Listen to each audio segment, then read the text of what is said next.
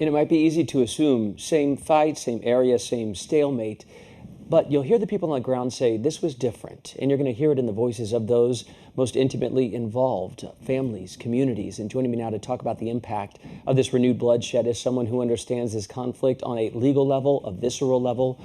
Brooke Goldstein is with us, human rights attorney, usually based in Tel Aviv. She joins us tonight from Rome. Brooke, you're obviously in touch with people back home. That's where you know and love and live. So many Israeli families are terrified. They don't know if their mother and son and daughter and grandma are coming home. What's the overall feeling tonight? The overall feeling is just absolute devastation. I just happened to be on vacation with my family for the Sukkot holiday when war broke out in Israel, and we've been watching the news, and we are just absolutely devastated.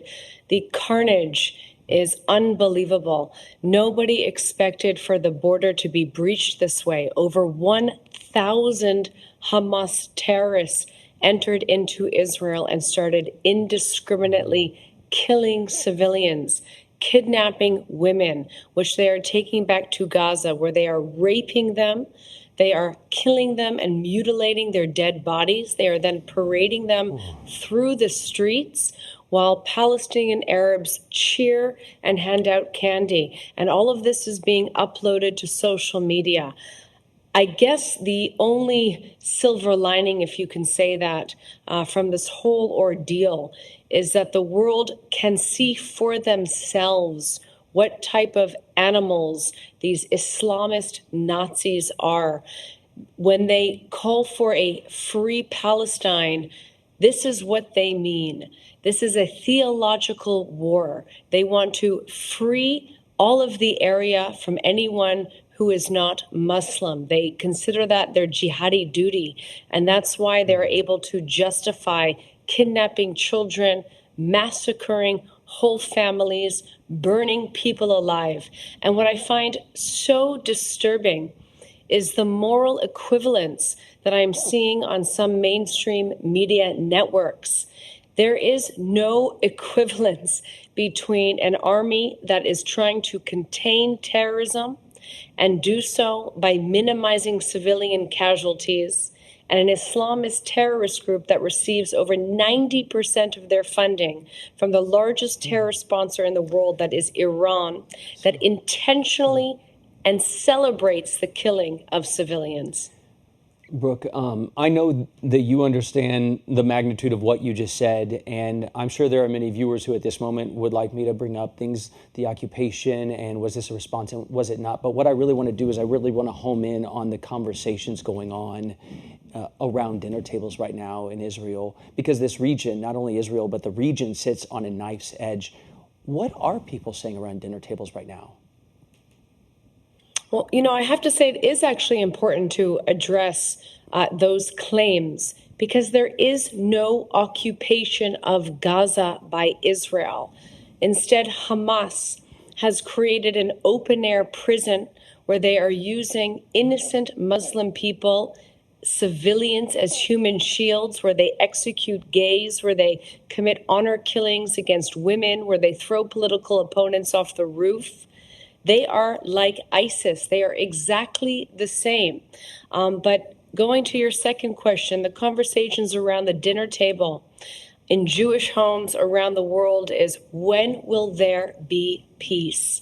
How is it that in 2023, Jewish people are being slaughtered and we are finding themselves having to defend our right to life?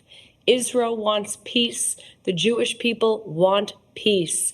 And we are terrified if there should be continued war. We don't want war. But if you look at the rhetoric from the other side, if you look at the Hamas charter, if you look at what Iran is saying, they are trying to ignite a regional conflict, which no doubt will also spread to the Western world. When you see people on the streets of New York and San Diego and on London chanting, globalize the Intifada, these pro-terror, pro-Hamas rallies want to bring the terror to the West, and they are emboldened by the rhetoric where people are using excuses to justify the murder of innocent men, women, and children. Brooke, I know, like I said, I find you in Rome tonight. I assume, real quick, you're planning to head back as soon as you can. We are trying. I'm here with my family, and we're evaluating what to do.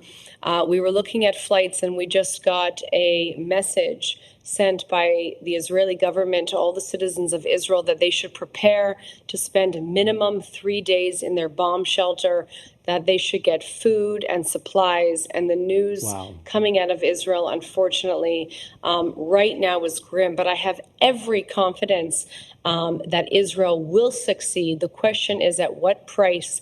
I am a proud Jew. I am a Zionist. I am an Israeli, American, Canadian. I have every intention to go back to my home in Israel as soon as possible. Brooke Goldstein, thank you so much for your time. And, I can hear your indignance, but also your passion tonight. And I think it's an important perspective to share. And I appreciate you being on with us. Thank you. And our coverage continues ahead as we take a look at how these attacks caught Israel off guard completely. Many Israelis are blaming intelligence and political leaders. Is that fair? How did Israel miss this? Plus, the war has already left hundreds of people dead. According to President Biden, at least 11 American citizens are among them.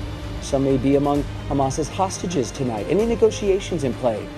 As we head to the break, live look at the White House lit up in white and blue tonight in solidarity with our longtime ally, Israel. We'll be right back.